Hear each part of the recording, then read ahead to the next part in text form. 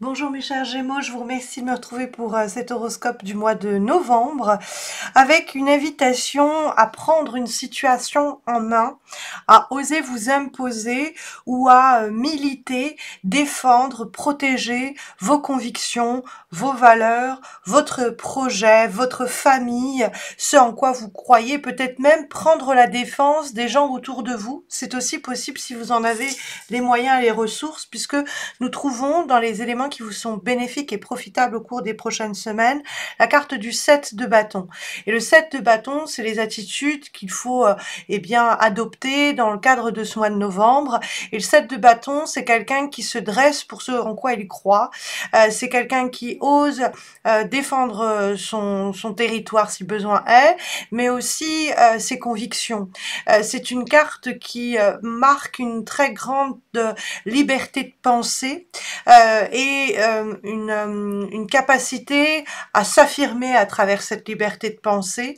On ne nous impose pas une manière de réfléchir, une manière d'agir.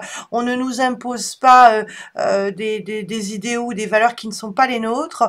On ne nous impose pas une manière de faire. C'est nous qui choisissons notre propre chemin avec le 7 de bâton.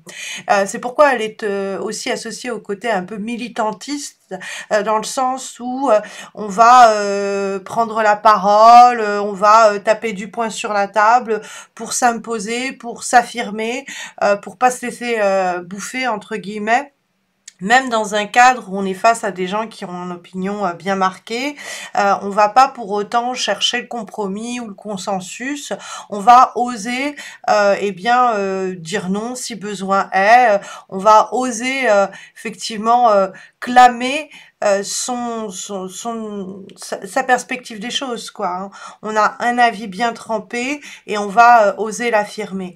Et puis si on est aussi témoin de situations dans le cadre desquelles on trouve qu'une injustice a été commise, qu'on ne traite pas de la bonne façon les personnes autour de nous, on va prendre leur défense, ou on va exercer le pouvoir qui est le nôtre si nous sommes éloquentes, ou si nous sommes en capacité de peut-être plus faire entendre notre voix que la personne qu'on voit ou qu'on sent en position de faiblesse, ben on va pas hésiter à prendre la défense des personnes ou de la personne concernée. Parce qu'il y a cette idée de prendre la parole, d'oser s'exprimer avec véhémence et puis avec éloquence, hein, signe d'air que sont les Gémeaux, puisqu'on va trouver en guise de vibration la carte de l'As d'épée. Et cette carte de l'As d'épée, elle est un peu chirurgicale par moment. C'est-à-dire qu'elle ne s'embarrasse pas de mettre trop de tact ou de diplomatie pour dire les choses si elle considère que ce tact ou cette diplomatie eh bien, abîme la vérité qu'elle veut transmettre. C'est-à-dire, on fait pas de chichi, au fond, on n'essaye pas de tourner autour du pot. Avec l'as d'épée, on est brut de décoffrage, on y va franchement, on dit les choses. Alors, le but, c'est pas d'être tranchante pour le sport ou tranchant pour faire mal. Le but, c'est de réussir à communiquer une vérité sans, en chemin, dans le cadre de la communication, eh bien, trahir cette vérité en l'emballant dans un papier cadeau pour que ce soit plus facile à entendre. Il peut y avoir des façons de dire les choses pour que ce soit entendu sans que cela ne blesse, mais il ne faut pas pour autant masquer le fond de la vérité que l'on veut transmettre. Il y a cette idée que on ne doit pas effectivement trahir le fond de notre pensée par la forme dont cette pensée est exprimée. L'as d'épée, c'est une carte où on a une capacité de vider son sac quelquefois, ou de rechercher la vérité la plus sincère dans le cadre de communication ou d'échange. Et puis c'est aussi l'idée peut-être de affronter, confronter certaines personnes, certaines situations et ne plus tourner autour du pot. Il est temps de dire les choses clairement, il est temps de ne plus se cacher derrière son petit doigt, il est temps de transmettre ce que l'on pense qui doit être entendu et de le faire peut-être pas de but en blanc mais sans plus trop tarder quoi, hein, très simplement. L'ASDP permet un nouveau départ et permet aussi d'assainir une situation. C'est-à-dire qu'il y a une situation qui peut être en train de pourrir tant qu'on ne met pas les mots MOTS dessus. Donc on va oser mettre les pieds dans le plat s'il le faut, mais oser avoir des conversations euh, sans, encore une fois, sans détour, quoi, sans faux semblant. On a en plus de ça le 9 de bâton qui est aussi militantiste entre guillemets avec le 7 de bâton, parce que le 9 de bâton c'est savoir se défendre, c'est savoir se protéger, c'est savoir définir des limites bien claires que les autres ne doivent pas dépasser. C'est l'idée de rappeler à l'ordre certaines personnes qui empiètent sur vos plates-bandes ou qui usent et abusent de votre gentillesse ou de votre accessibilité ou de vos ressources. Bref, il y a avec le 9 de bâton la capacité à savoir dire non, la capacité aussi à défendre ce en quoi l'on croit, hein, on revient à l'énergie du 7 de bâton, et à s'affirmer par la même occasion. On va de cette façon créer aussi plus d'autonomie, d'indépendance et de liberté. C'est-à-dire que en repoussant certaines limites qu'on nous avait imposées, en prenant la parole à ce sujet, en expliquant qu'on ne supporte plus cela, que c'est sclérosant, que c'est étouffant, on va comme ça un peu repousser les murs qui semblaient de plus en plus se refermer sur nous. Et on va gagner de l'espace, et cet espace, il est associé à la liberté, à plus d'indépendance. Mais c'est vrai que le 9 de bâton, on est aguerri, on va dire qu'on a pris des coups par le passé qui ont forgé notre expérience et qui nous poussent aujourd'hui à ne plus accepter ce que l'on sait être un piège qui va doucement se refermer sur nous si on dit oui ou on dit amen à ceci ou à cela. Donc le 9 de bâton, c'est j'ai déjà bu de cette eau, elle m'a empoisonné, je n'en boirai pas plus. C'est-à-dire que je n'accepterai plus ces comportements-là d'autrui, je n'accepterai plus ces situations-là, je ne vais pas attendre qu'elle dégénère, je saurai mettre là ou là avant cela parce que j'ai déjà expérimenté des situations de ce type et que je ne veux pas ou que je ne permettrai pas qu'elles se reproduisent. Hein.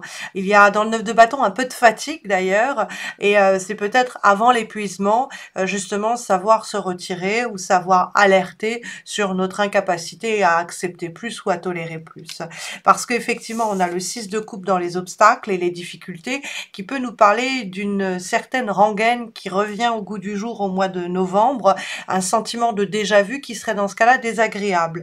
C'est-à-dire une situation où on a déjà fait les frais de tel comportement, de telle action, et on voit repointer le bout de son nez l'ombre de ces jours-là où on a souffert, où on a subi, où on a un peu trop enduré. Et donc avec le 6 de coupe, on va se dire, ok, je vois très bien qu'une situation est en train de se remettre en place, que on est en train de subir, que je suis pas loin de subir, ou on peut-être, hein, d'ailleurs vous et d'autres personnes peuvent être concernées, le même stress, le même chantage affectif, les mêmes excès, les mêmes déboires, et j'ai un signal d'alerte très rapide qui se met en route en moi, qui me dit attention, ça reprend le chemin d'antan, et donc il faut absolument que je m'interpose ou que je sache refuser ce qu'on essaye d'exercer à mon encontre à nouveau. Parce que le 6 de coupe, c'est aussi l'idée que ce n'est pas au nom du bon vieux temps, hein, parce que oui, on a fait ceci, on a vécu cela ensemble, qu'on va accepter d'endurer plus ou d'endurer à nouveau. Il faut faire attention à cela, on pourrait essayer de nous avoir par les bons sentiments, et puis ça pourrait se refermer sur nous, se retourner contre nous, donc être attentive à cela également, à ce que certains schémas d'antan, du passé ne se reproduisent pas, d'être les yeux grands ouverts à ce sujet pour ne pas voir un problème que l'on a déjà vécu et subi se reproduire au mois de novembre. Donc on va prendre tout de suite les devants à cet égard. Et effectivement, comme avant-dernière guidance, avant-dernière énergie pour les semaines qui viennent, on a une lame issue de l'oracle de Magic of Paper et nous avons la carte Sharpness qui est l'idée en fait de quelque chose aiguisé, hein, et on a un couteau. Donc moi ce couteau il me fait penser à l'épée de l'as d'épée, surtout dans ce côté aiguisé qui est l'idée que le côté chirurgical, je n'hésite pas à trancher dans le vif, je n'hésite pas à prendre la parole ou à prendre des décisions qui vont rééquilibrer une situation qui pourrait être injuste sinon. Il y a le besoin de vérité, il y a le besoin de trancher dans le vif, ce côté un peu je ne m'embarrasse pas, de la douceur, de la délicatesse, je vais droit au but, parce que sinon je laisse quelque chose peut-être un peu gangréné. Il y a aussi ce côté un peu chirurgical de la carte où je coupe ce qui gangrène. C'est-à-dire que je sens qu'il y a cette situation qui est un peu en train de pourrir ou qui risque de pourrir, et donc d'emblée, rapidement, je vais prendre le couteau, l'épée pour couper cette partie-là qui sinon risque de dégénérer. Donc mettre un terme à des comportements qu'on a observés autour de nous, ou des situations ou des schémas relationnels qu'on sent très vite pourrir ou dans le risque de gangréner, donc de pourrir, et tout de suite on va couper cela, on va empêcher que ça prenne plus de place, quoi. Et comme dernière énergie, dernière guidance, dernière recommandation, nous avons une lame issue cette fois de l'oracle Moon Witch. Nous avons la carte Last Quarter, donc le dernier quart, et donc de lune. Et donc, what is holding you back? Qu'est-ce qui vous empêche d'aller de l'avant? Qu'est-ce qui vous retient, hein?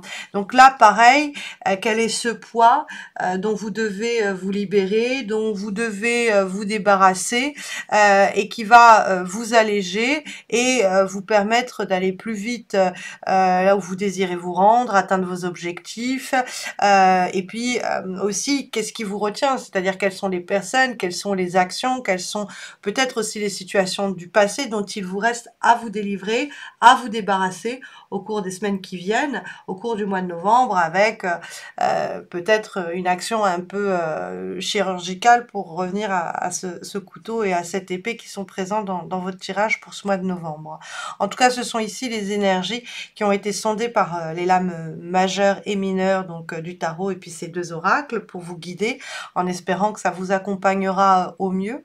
Sachez que j'ai bel et bien prévu de faire ces guidances amoureuses de fin d'année, début d'année prochaine. Du coup, comme je viens d'être maman, je dois vous avouer que j'ai manqué de temps pour faire les guidances amoureuses que je pensais faire en octobre, mais je vais vraiment le faire en novembre. Sachez en plus que je reprends complètement mon activité le 10 novembre, donc pour les consultations en direct, pour les tirages, pour la formation, pour les thérapies. Donc n'hésitez pas à consulter mon site qui est en description de cette vidéo, missmojorising.com. Vous trouverez aussi le lien vers mes pages Insta et Facebook, dans le cadre desquelles je poste des guidances hebdomadaires, donc une raison de plus pour m'y retrouver. Et puis je vous souhaite un très bon mois de novembre. Je vous retrouve au courant novembre pour les guidances amoureuses et puis pour fin novembre les horoscopes de fin d'année, de décembre déjà. Mon Dieu que le temps passe vite. Voilà, je vous souhaite de très belles semaines à venir. Prenez bien soin de vous mes chers Gémeaux, à très vite j'espère.